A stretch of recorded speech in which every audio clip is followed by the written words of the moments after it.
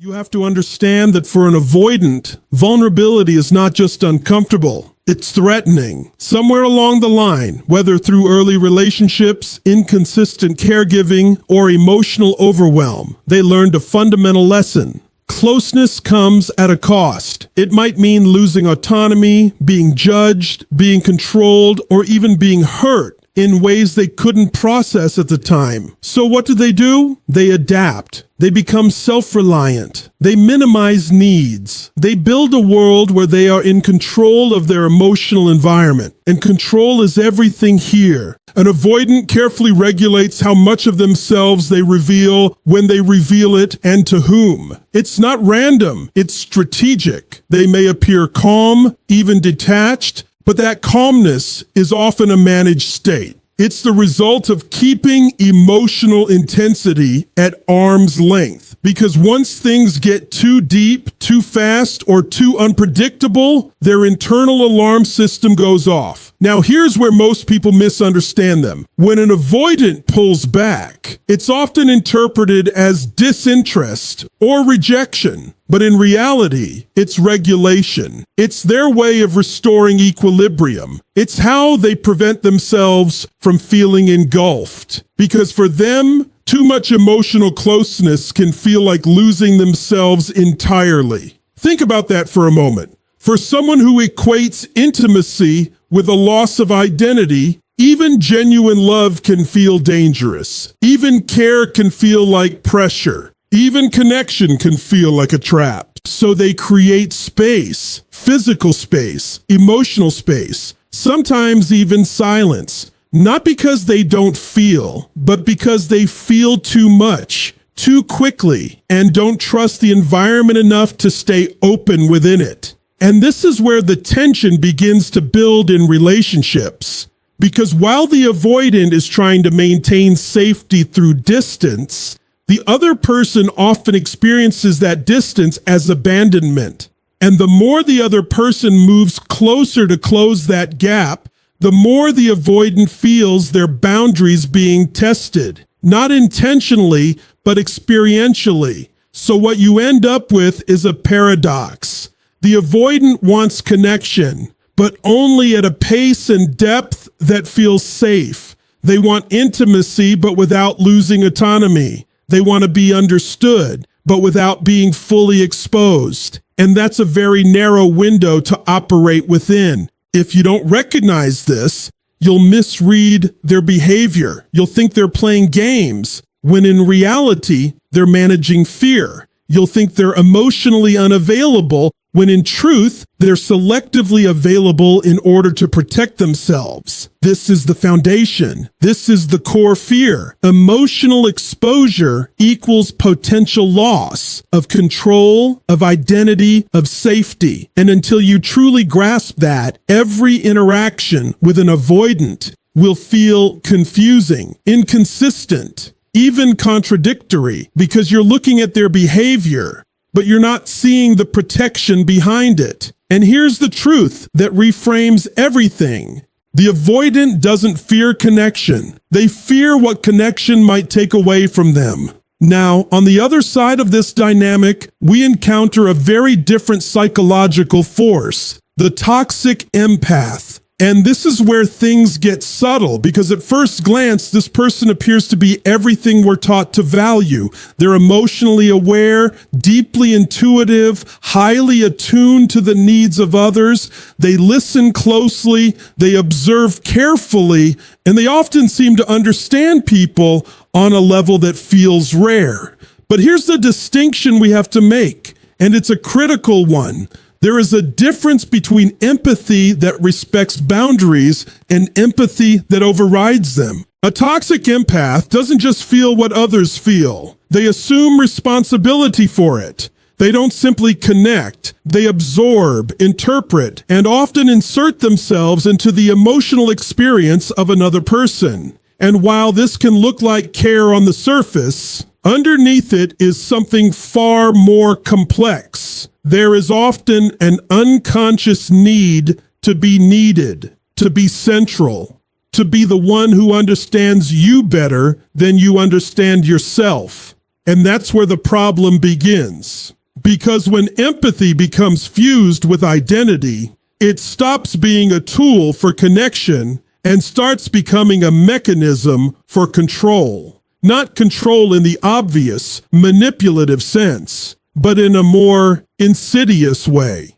The toxic empath believes, often genuinely, that their depth of understanding gives them access, even entitlement, to another person's inner world. They'll say things like, "I know what you're feeling," or "You don't have to hide from me," or "I can see right through you." And again, it sounds comforting, it sounds supportive, but to someone who values emotional autonomy, like the avoidant, we're not talking about comfort. We're talking about intrusion, because what the toxic empath is doing, often without realizing it, is bypassing consent. They are stepping into emotional territory that hasn't been freely offered. They are decoding, analyzing, and sometimes confronting feelings that the other person has not chosen to share. And when that happens, something very important is lost. Agency. Healthy empathy says, "I'm here with you." Toxic empathy says, "I know you even if you haven't chosen to be known." That's a completely different dynamic. One invites connection, the other imposes it. Now layer in intensity. The toxic empath doesn't operate at a moderate emotional level. They go deep, quickly. They want to understand your past, your wounds, your fears, your patterns, and not over time, not gradually, but now.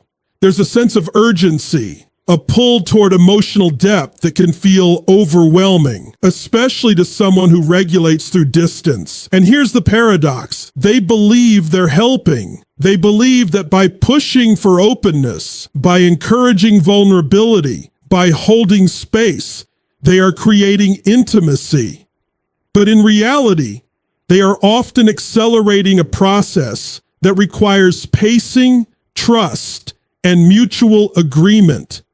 They confuse access with closeness and intensity with connection.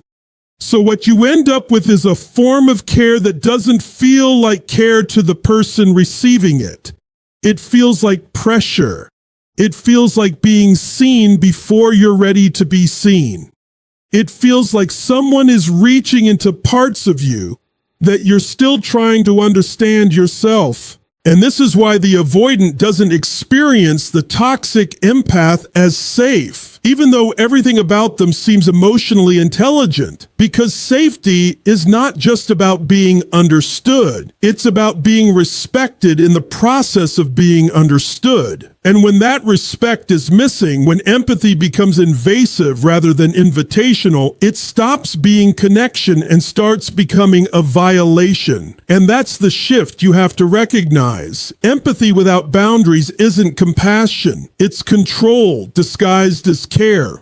Once you understand these two inner worlds, the avoidant's need for safety and the toxic empath's need for emotional immersion, you can start to see how the interaction between them becomes almost inevitable. Not accidental, not random, but patterned. Because what one protects against is exactly what the other pursues. The avoidant creates space to regulate. The toxic empath closes space to connect. And this is where the dynamic shifts into something far more intense. Relentless emotional pursuit. Now let's be precise with that word, relentless. This is not casual interest. This is not a balanced effort to build connection over time. This is a sustained, often escalating drive to access the emotional core of another person. The toxic empath doesn't just want to know you. They want to feel you fully and immediately. They seek emotional transparency, constant communication, and a depth of interaction that bypasses the natural pacing of trust. And when they sense distance, hesitation, or withdrawal, they don't interpret it as a boundary. They interpret it as a problem to solve. So what do? They lean in harder. They ask more questions. They initiate more conversations. They analyze the silence, the pauses, the subtle shifts in tone. They reach out again and again and again, sometimes under the belief that persistence is proof of care, that if they just stay present, just keep showing up, they'll break through whatever wall is in front of them. But to the avoidant, this doesn't feel like dedication. It feels like pressure, because every additional attempt at closeness, every push for deeper emotional engagement begins to activate that internal alarm system we talked about earlier. The one that says you're losing control. You're being pulled into something you can't regulate. And here's where the misalignment becomes critical. The toxic empath believes that distance means disconnection. The avoidant experiences distance as necessary regulation. So when the empath moves closer to fix the perceived disconnection, they're unknowingly intensifying the very response they're trying to resolve. It becomes a feedback loop. The more the empath pursues, the more the avoidant withdraws. The more the avoidant withdraws, the more the empath feels compelled to pursue. Each person believes they are responding appropriately to the situation, but neither realizes they are reinforcing it. And what makes this even more complex is the emotional narrative behind it. The toxic empath often tells themselves, I'm just trying to connect. I'm trying to help. I'm showing them they're not alone. There is sincerity in that, but sincerity does not eliminate impact.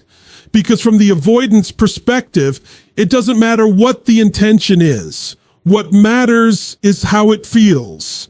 And it feels like being chased emotionally. Imagine constantly being asked to go deeper, to open more, to respond faster, to engage more intensely than you're comfortable with. Imagine feeling like your natural pace is never enough, that your silence is analyzed, your space is questioned, your boundaries are interpreted as resistance rather than respected as limits. That's not connection. That's pressure wrapped in concern. And over time, that pressure doesn't create openness. It creates avoidance at a higher level. The avoidant doesn't just pull back slightly, they begin to shut down more completely. Communication becomes shorter. Engagement becomes minimal. In some cases, they disappear entirely. Not because they don't care, but because the environment no longer feels manageable. And this is the tragedy of the dynamic. The very thing the empath is trying to create, closeness, is the exact thing they end up pushing further away. Because connection cannot be forced into existence. It cannot be accelerated beyond what both people can hold. And it certainly cannot be sustained through pressure. At some point, you have to recognize that pursuit, no matter how well intentioned, can become intrusion when it ignores the other person's capacity. And that leads us to a hard but necessary truth. When connection is chased without restraint, it stops being an invitation and starts becoming an invasion. As this dynamic continues to unfold, what becomes increasingly clear is that we're not just dealing with different personalities. We're dealing with fundamentally different relationships to boundaries. And this is where the tension sharpens, because boundaries are not just behavioral preferences. They are psychological survival strategies. For the avoidant, boundaries are walls, deliberate, structured, and often non-negotiable. These walls are not there to keep people out for the sake of isolation. They're there to maintain a sense of internal order. They define where the self ends and the other begins. They protect time, energy, emotional bandwidth. Without these walls, the avoidant doesn't feel connected. They feel exposed. And exposure to them is instability. So they build carefully. They control access. They decide when to engage, how much to reveal, how quickly to move. And when those boundaries are respected, something interesting happens.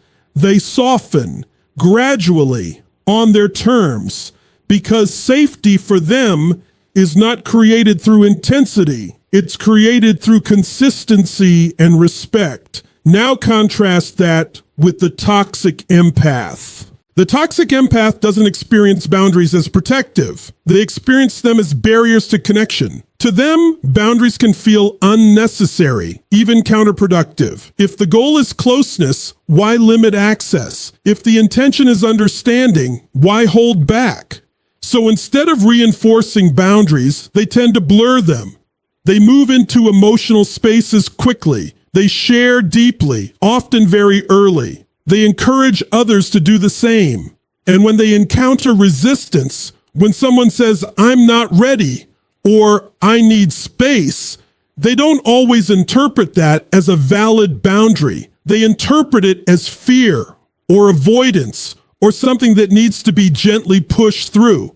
And this is where the collision happens, because what the avoidant experiences as a necessary boundary, the toxic empath experiences as a problem to solve. And what the toxic empath sees as an act of care, leaning in, staying present, encouraging openness, the avoidant experiences as a breach.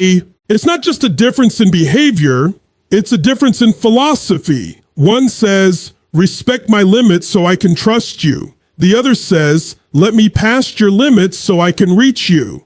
And both believe they are acting in the name of connection. But here's the critical issue. When boundaries are not mutually understood, they don't just get crossed, they get invalidated. And once a boundary is invalidated, the person who set it no longer feels safe expressing it again. So what does the avoidant do? They reinforce, they thicken the walls, they become less expressive, less available, less engaged, not out of defiance, but out of necessity. Because if a boundary isn't respected at a moderate level, it will be enforced at a stronger one. And from the toxic empath's perspective, this escalation feels confusing, even hurtful. They might think, "I'm trying to get closer. Why are they pulling away?" But what they're not seeing is that their method of getting closer is the very thing creating the distance. Because connection is not built by removing someone's boundaries. It's built by proving that those boundaries will be honored. Without that, there is no trust, only tension.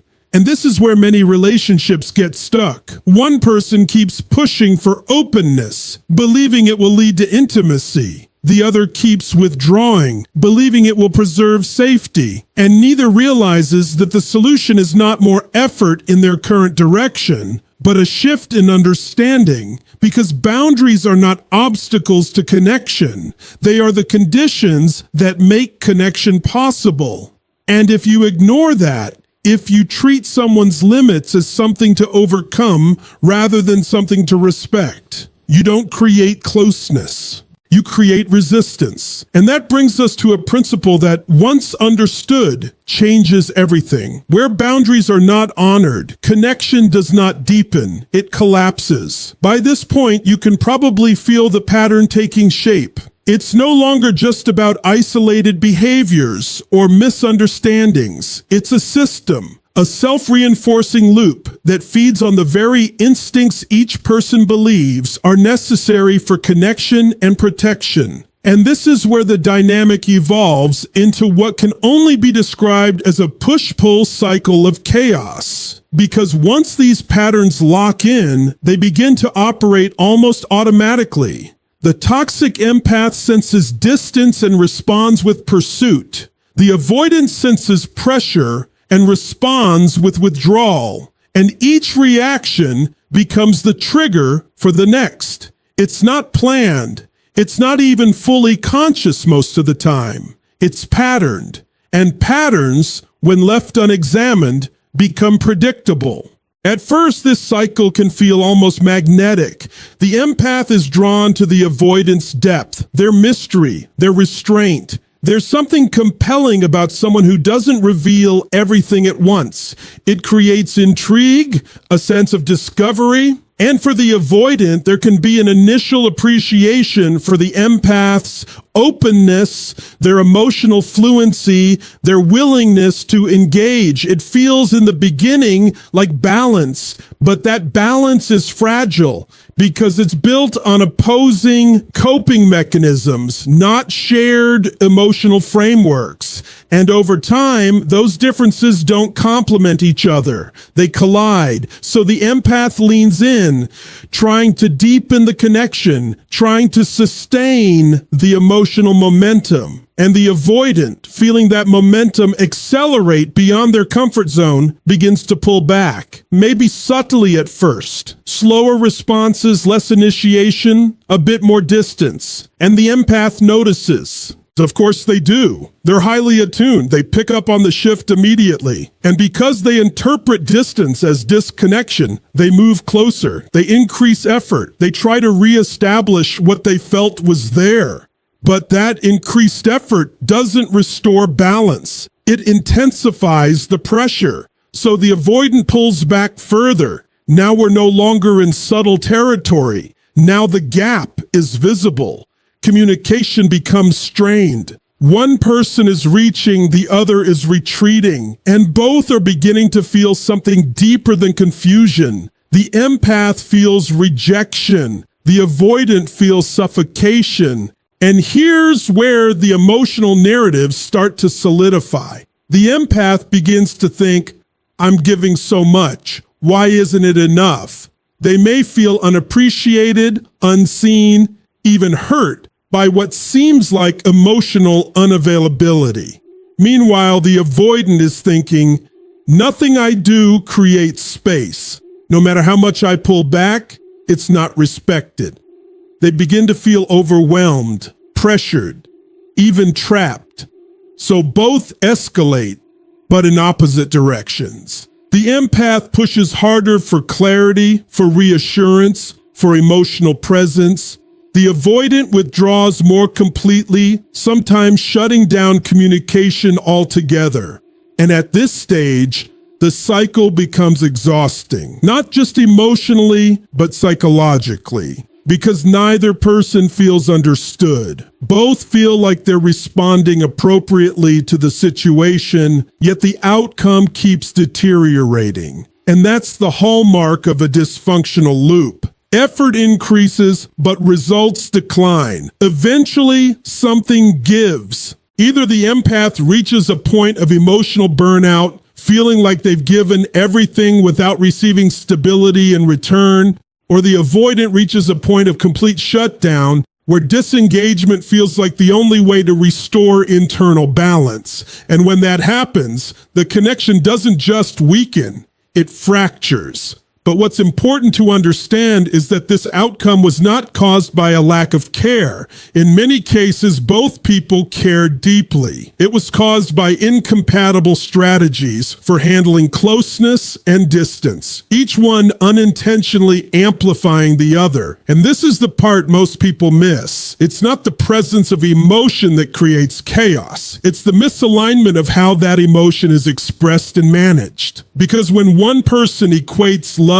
with pursuit and the other equates safety with distance, every attempt at connection becomes a point of friction. And that friction, over time, doesn't resolve itself. It compounds. Until finally, you're not in a relationship, you're in a cycle. And here's the reality that cuts through all of it. When two people trigger each other's defenses more than they support each other's growth, the connection doesn't evolve, it repeats. And when you step back and look at this entire dynamic from a wider lens, something becomes unmistakably clear. Despite how intense it feels, despite how personal it becomes, despite how much emotion is invested on both sides, neither person is actually getting what they need. This is why, at its core, this dynamic becomes a kind of psychological nightmare. Not because one person is right and the other is wrong, but because both are operating from unmet needs, using strategies that guarantee those needs will remain unmet. The avoidant, who is trying to preserve safety, ends up feeling increasingly unsafe. What begins as a desire to maintain control over their emotional world turns into a constant need to defend it. They become hyper-aware of intrusion, hypersensitive to pressure, and over time, even genuine attempts at connection start to feel like threats.